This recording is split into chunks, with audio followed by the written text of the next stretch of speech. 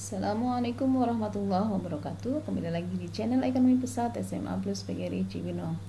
Pada kali ini kita akan belajar mengenai pengangguran. Oke, ini adalah pengertian dari pengangguran.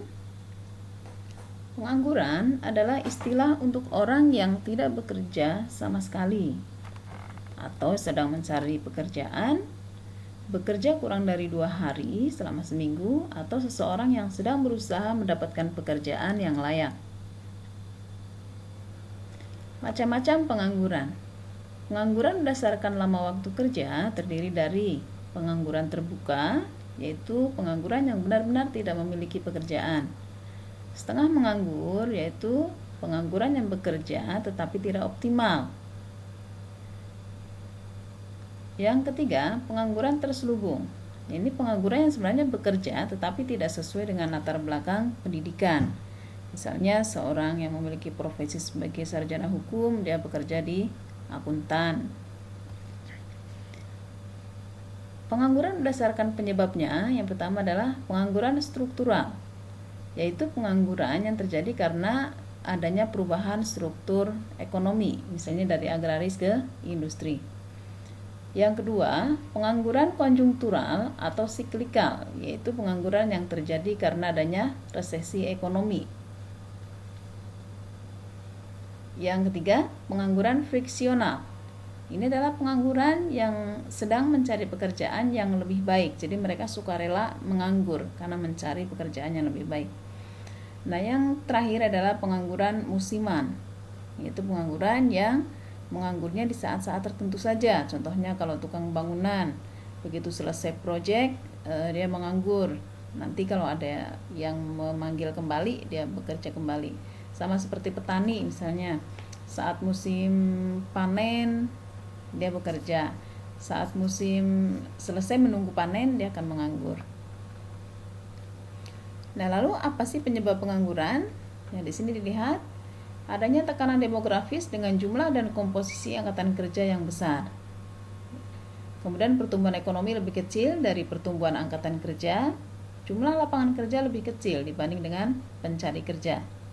Kompensasi pencari kerja tidak sesuai dengan pasar kerja atau terjadi PHK. Nah, ini masih lanjutannya. Kurang efektifnya informasi pasar kerja bagi pencari kerja sehingga mereka tidak mengetahui. Regulasi dan birokrasi yang tidak kondusif bagi pengembangan usaha. Sulitnya arus modal asing, iklim investasi yang belum kondusif. Berikutnya adalah kenaikan upah di dunia usaha yang masih lesu, kemiskinan, ketimpangan pendapatan, urbanisasi, politik yang tidak stabil, proteksionis negara maju terhadap negara berkembang, keberadaan pasar global. Nah, lalu dampak pengangguran di sini adalah menurunkan aktivitas perekonomian, menurunkan pertumbuhan ekonomi dan pendapatan per kapita, meningkatkan biaya sosial, menurunkan tingkat keterampilan, dan menurunkan penerimaan negara. Lalu bagaimana cara mengatasi pengangguran? Yang pertama, memindahkan pengangguran ke tempat yang lebih membutuhkan, membuka pendidikan dan latihan kerja, mendirikan industri dan proyek padat karya, meningkatkan mobilitas modal dan tenaga kerja agar menyerap penganggur.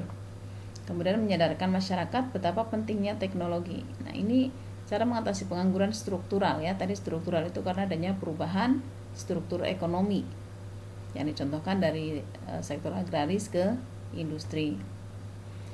Nah, untuk mengatasi pengangguran konjungtur atau siklikal yang disebabkan karena adanya resesi ekonomi, maka meningkatkan daya beli masyarakat dengan membuka proyek pemerintah, mengarahkan masyarakat agar menggunakan pendapatannya untuk membeli barang supaya permintaan meningkat.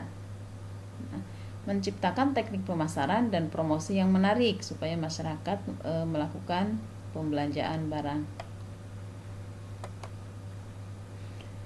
Cara mengatasi pengangguran friksional, ini pengangguran yang sukarela karena dia sedang mencari pekerjaan yang lebih baik. Menyediakan sarana lowongan informasi, lowongan kerja yang cepat, mudah, dan murah kepada pencari kerja. Contohnya menempel iklan lowongan kerja di tempat-tempat umum. Untuk mengatasi pengangguran musiman, karena dia sebenarnya saat-saat tertentu dia bekerja, sedangkan di saat yang lain nanti menganggur.